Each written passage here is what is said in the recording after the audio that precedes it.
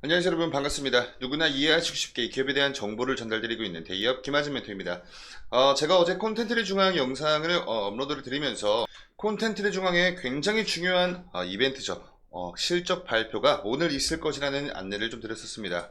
근데 방금 막 이 IR 자료가 나왔습니다. 그래서 오늘 영상에서는 이것들 이제 하나하나 같이 좀 뜯어보는 이런 시간을 좀 가져보도록 할 거고요.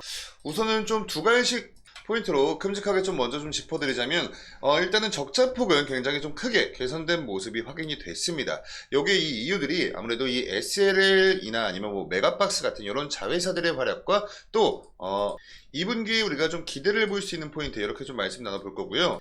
이 주가적인 측면에서 보자면 이미 이 주가에는 좀 반영이 된 듯한 모습을 좀 보이고 있습니다. 그리고 반대로 어느 정도 좀 이 기대감으로 들어왔던 수급들이 좀 지금 현재 시간 외 거래에서 이탈을 하면서 좀 주가가 종가 대비해서 좀 빠지고 있는 모습을 보이고 있어요. 그렇지만 오늘 영상의 좀 주된 포인트는 이런 좀 주가적인 이런 측면보다는 IR 자료가 방금 따끈따끈하게 올라왔기 때문에 이 부분에 좀 포커스 맞춰서 같이 말씀 나눠보는 시간 가져보도록 하겠습니다. 자, 우선 이렇게 IR 자료가 올라왔습니다. 그래서 좀 이렇게 내려서 보시면요, 일단은 우리가 좀 앞으로 좀 기대를 해볼 수 있는 포인트에 대해서 이렇게 좀 이 IR 자료에서도 두 가지식으로 이렇게 이야기를 해주고 있습니다. 이 공간사업군 QA 성장, 메가박스 관람객은 27.2% 2% 전년 대비해서 증가를 했고요. 이 플레인타임 이쪽에서도 국내외 입장객이 7.7% 정도 상승을 했다고 합니다.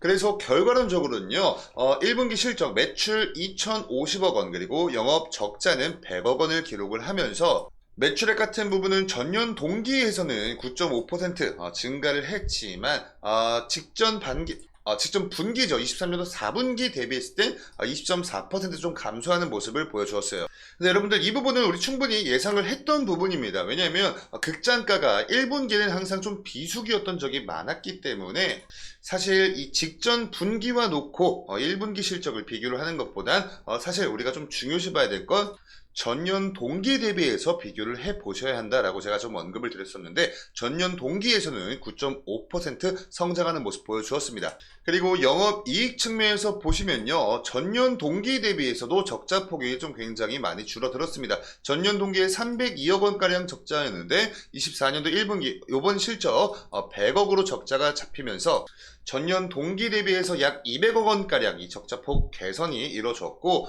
직전 분기 대비해서 23년도 4분기 대비해서 거의 약 421억 원 정도 적자폭을 개선을 해주는 모습을 보여주었어요. 당기순이익도 좀 비슷한 흐름입니다. 전년 동기 대비해서 뭐 한 180억 정도, 그리고 직전 분기 대비해 가지고 뭐 한 590억 정도, 한 600억 정도 이렇게 좀 적자폭을 축소를 해주는 모습 보여주었습니다. 그리고 우리가 좀 중요시 봐야 할 포인트가 뭐냐면, 지금 현재 이 콘텐츠 관련된 매출, 요 파란 색깔 막대바가 콘텐츠입니다. 자, 근데 이 콘텐츠 매출이 지금 굉장히 좀 좋지 못한 흐름을 좀 보여주고 있어요. 그렇지만 그래도 좀 불행 중 다행인 건 요 공간 관련된 매출 있죠. 메가박스랑 플레이타임 요쪽 매출 비중은 조금 좀 성장하는 모습을 보여주었다. 이 부분이 좀 불행 중 다행이다, 이렇게 좀 보시면 좋을 것 같고요. 이 부분을 보시면 이 부분 좀 굉장히 잘 요약이 되어 있습니다. SLL 같은 경우에 일단은 컨텐츠 방영회차 증가가 되고 글로벌 OTT 동시 방영 확대에 따른 매출 성장이 있었다. 그리고 메가박스는 관람객 증가, 그래서 적자가 큰 폭으로 축소가 됐고, 이 플레이타임은 뭐 사실 큰 매출 비중을 차지하고 있지는 않지만 그래도 이 해외 법인의 안정적인 성장으로 매출 성장이 지속이 되었다, 이렇게 설명을 하고 있네요. 그 다음으로는 이 SLL 쪽 한번 좀 보겠습니다. 요 위에 게 여러분 별도고요.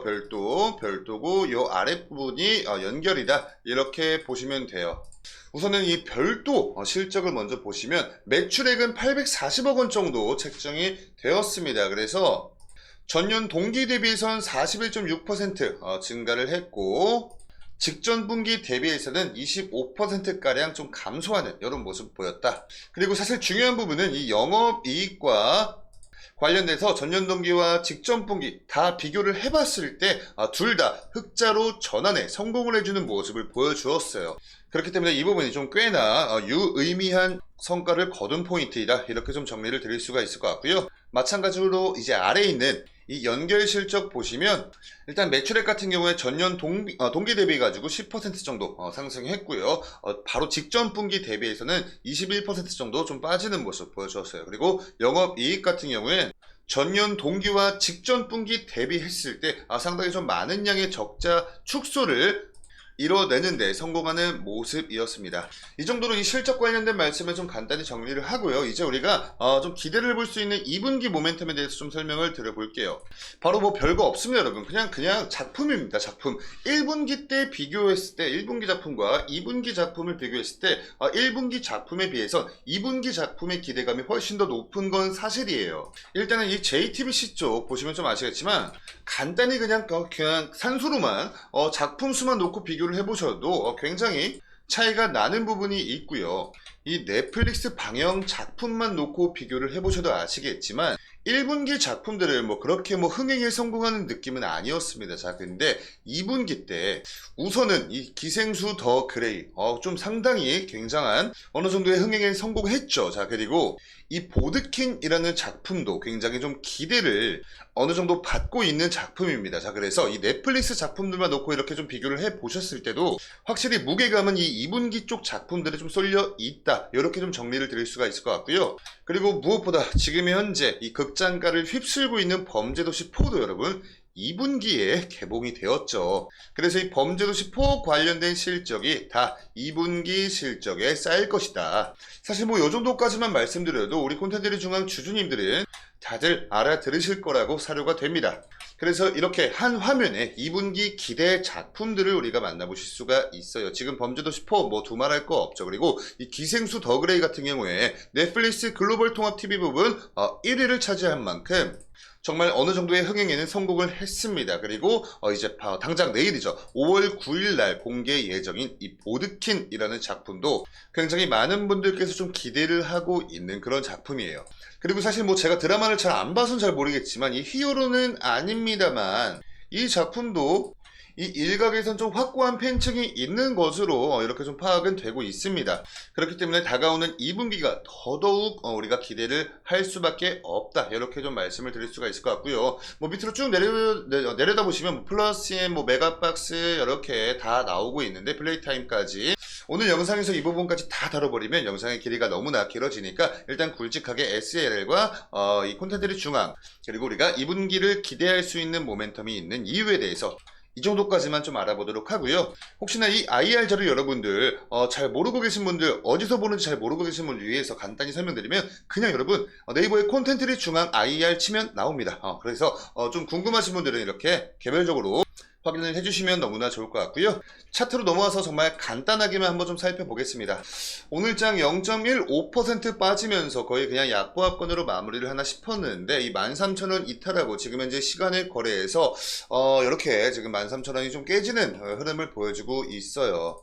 이러한 흐름 자체가 적자를 유지할 것은 모두 다 대부분 다들 알고 계셨지만 이 적자의 폭을 좀 많이 개선을 해줄 것이다, 요것과 또 아니면 흑자로 전환을 할 것이다, 요렇게 크게는 이 두 가지 부류로 들어오셨던 분들 중에서 아무래도 이 적자폭 개선에 관련된 기대감보다 흑자로 전환을 할 것이다, 요쪽으로 좀 기대감이 쏠렸던 수급들이 지금 현재 이탈을 하고 있는 것이다, 이렇게 보시면 좋을 것 같고요. 그래도 너무나 다행인 건 거래량이 실린 장대 음봉은 아니기 때문에 마찬가지로 수급 동향 같은 것들 체크를 하면서 이런 부분까지 분석하는 건 큰 의미가 없어 보이고, 일단은 좀 단기적인 관점에선 지금 이제 이탈해 있는 이 이평선들 61선, 11선, 21선, 121선 위로 얼른 빨리 올라오는지, 아니면은 지금 이제 주가 조정이 나오고 있는 요 찰나에서 단기적인 지지 구간이 좀 확인이 되는지, 이런 부분을 일단 당장은 좀 단편적인 관점에서 좀 중요시 바라봐야 할 관점 포인트가 아니 아닐까 이런 생각이 좀 듭니다.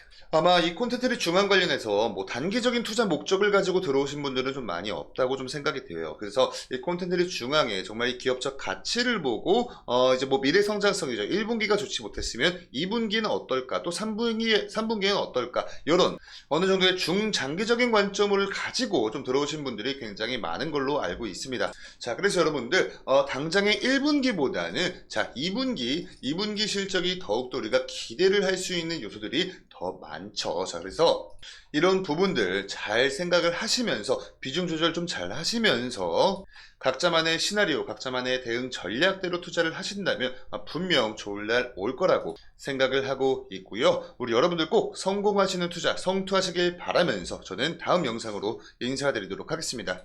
오늘 영상의 내용이 여러분께 도움 되셨으면 영상에 좋아요 버튼 한 번씩만 부탁드리면서 인사드릴게요. 감사합니다.